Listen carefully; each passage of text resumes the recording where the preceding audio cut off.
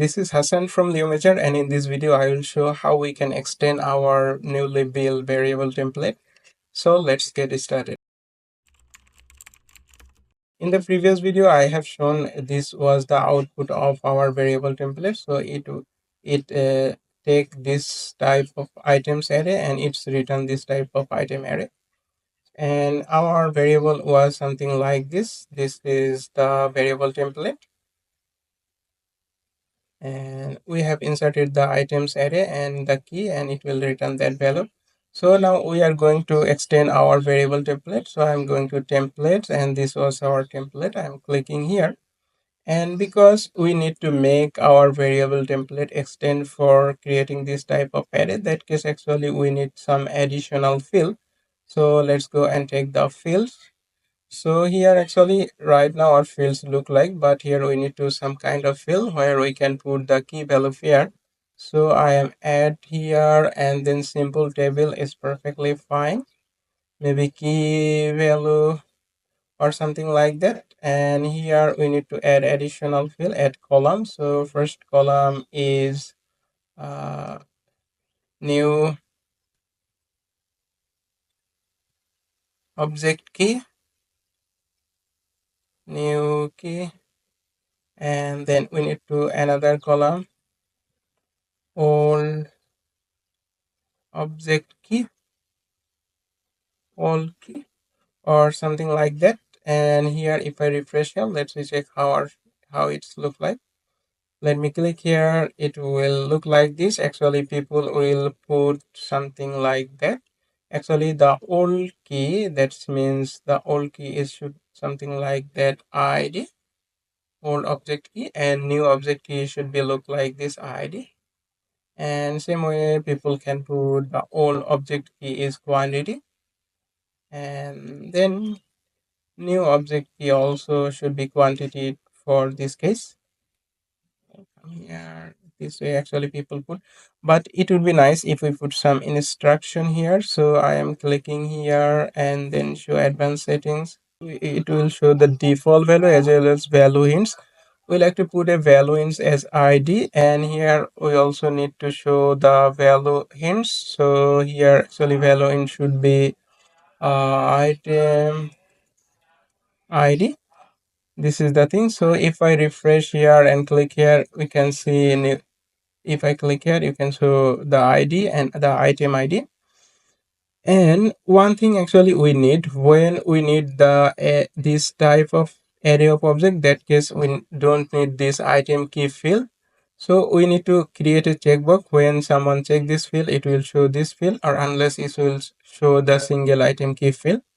So to do that, we need to create another checkbox field. So I have taken the checkbox and I am just putting it up.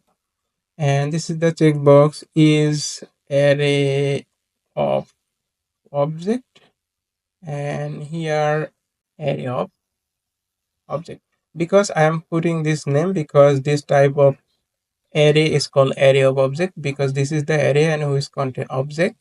And this type of object is actually not array of object. This is a string of object or something like that. So here this is the thing, and then we need to make this field and this field conditionally.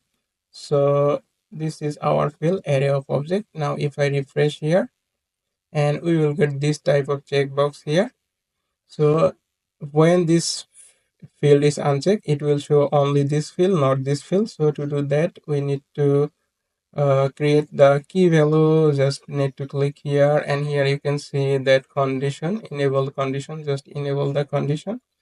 And if I scroll down and add condition, you can see this is the condition. Actually this field should take the value from this condition checkbox. So I'm taking this field, and when this field value is equal to true, so when someone check this field, this field value will be true. When this field value will be true, that case only this field will show. And we need the opposite for the item key field. So I'm clicking here and then enable condition. And if we need to create a array condition, just copy this value here, and then this should be does not equal true, and give a refresh here and check So when this check, it is showing this field. When this is unchecked, it is showing this field. So it is okay. We have already, so it is all for the field which we need. So now I am going to code, and here we need some kind of conditions. So condition is we need to take this field value first. So this is the field, and I am taking another field is area of object, data area of object. And then when this is something like this, that case we need to type another code. And when it is not area of object, that case actually we type else block and we put it here and something like this. And we can remove this thing here, or we can, okay, we can take this something like this. And in this block we need to write some code, so we also need to take the value from this field. So key value, put it here, and then variable key value data dot key value. So it will give us the key value result. So let's we check how our key value is coming here. So I'm giving a checkbox, and we have already some key value. And if you like to check the result of key value, just log key value is here, refresh here, and then run the code. Actually, yeah, now we are getting the key value this way. Let me copy this thing and paste it here. Let me clear everything here. Key value should be comma value, and hit enter. You can see we are getting the key value this way. Actually, people will put this key value, as well as people will give us the items array. We need to generate new items array. Let me put the item array here and write some JavaScript code here. So let me clean thing up. So our key values look like this. Our items is look like this. We need to use this to array to generate new array. To do that, actually we need, at first we need to loop the key value, and then we also map this thing. So let's say map items. So items map function, and then actually this will give us single item for each of the loop item. And here actually item, okay, this is fine. And here actually we need to another another loop for looping through this key value object. So I am loop through this way for is function, and then maybe key value single value, because actually the name should be key values because this is a plural thing, but we have already given the key value, so I am giving the name single key value. And this actually contain the value of this field. Let me show here. So it actually give us the this single id and item id, quantity and quantity here. So let's recreate something here. So let me expand this thing. Here we have given a new key, old key, something like that. Let's we take same, we create a variable new key, but you can take another name, key value, single key value, then this way, new key, and then old key.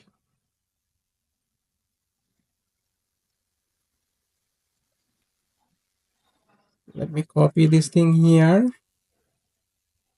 This is the old key, and by using the old key we can take a value from our items. So this is the item, and it value can be something like item id. So by item ID, if we like to take the value, we need to use this item from here, and the value I am giving the name, and then item, and here we are getting the name as a variable, so we need to use this type of format for getting the value, the square bracket, and inside the square bracket we need to put the key name to get the value from item. So this is the thing, and now finally we need to create another object. So we are inside the forest loop, and outside the forest loop we need to take a object. So let me take output object, and right now we are taking a blank object, and if we like to insert new value of the object, we can easily do this from here. So here we are typing the code here, and in this object we need to add a new item, so we can get the, so we can do this way. So this is the thing, so this is the new key will be something like that, and the value should be something like that. Let me explain what I am doing here. So I am going to another page, just inspect here. Maybe we have a object, item object, blank object, something like that, and we have a key, item name, and value red shirt. So if you like, this is our object is blank, and if you like to insert some value in the object, we just need to use this way. And now we just need to use the key this way, because we are getting from object, we are getting from the variable, and then value is should come this way. Now hit enter, we are getting actually this thing, you can see. And if our key value is changed as, let me clear this thing here, let me clear and update key value here, maybe quantity,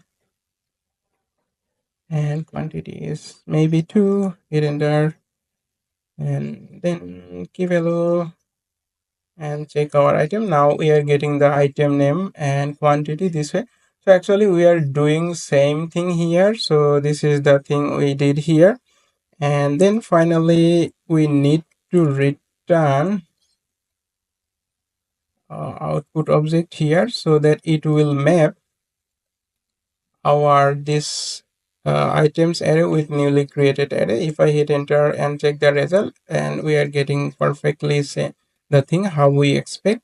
So now we just need to copy the code from here, and if you don't understand what is happening here, I recommend you to check my previous videos as well as do the thing step by step. And if you need any question here, you can let me know in the video description below. So I just copy the code here and come here and paste it here.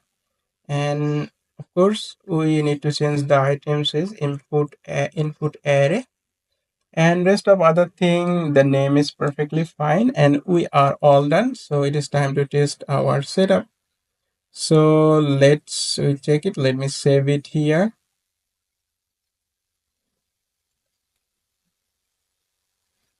Info, and then going back to our variables,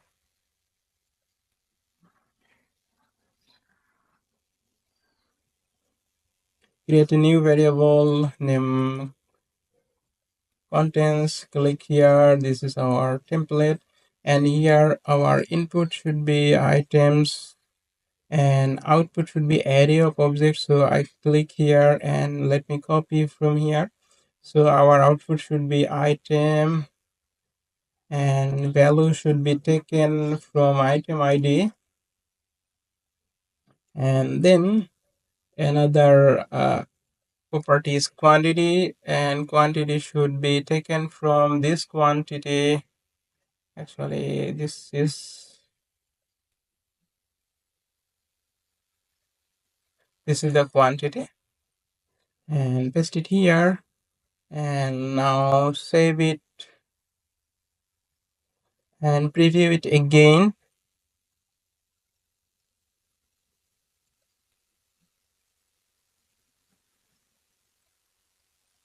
And I am just going to preview here. It is showing view cart. So if I come here and check our variable, and if I check contents,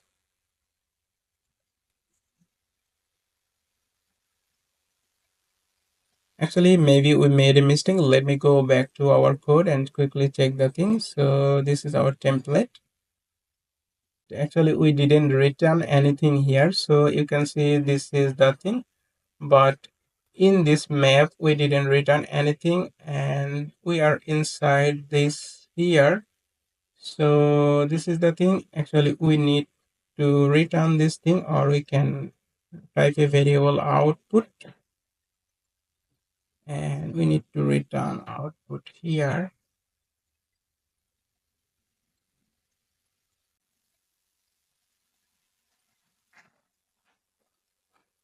Let me close everything, and again I am preview the thing. Go to view card, click here view card, and go to variables and contents. Now we are getting the thing exact same way. So this is all. So next video we will show another thing. So what is the limitation for this GTM template? Let's we check. So I am going to variables here, and then if we like to create another variable for remarketing items, so let's copy this thing, remarketing items, Google remarketing items. So if I take here our input should be exact same like items. This is area of object, copy it, ID, and it should take item ID, but this value is hard coded value. If I copy the code here, paste it here, and if I copy the retail here and put it here and save it and check how we are getting this thing. So if I review here and check, and let me clear everything here and copy and click here, and we are getting the view card, and this is the variable. And if I come here and Google, you look, it is not working as expected. We are only getting the IT, but this property has removed. This is because actually when we are putting the key retail, actually it is trying to get something like that, retail or something like that, and trying to access value from this object. But we don't have anything retail because this is the hard coded or static value. In the next video we will improve our GTM template, so that we can also generate the array with this type of hard coded value. Thank you.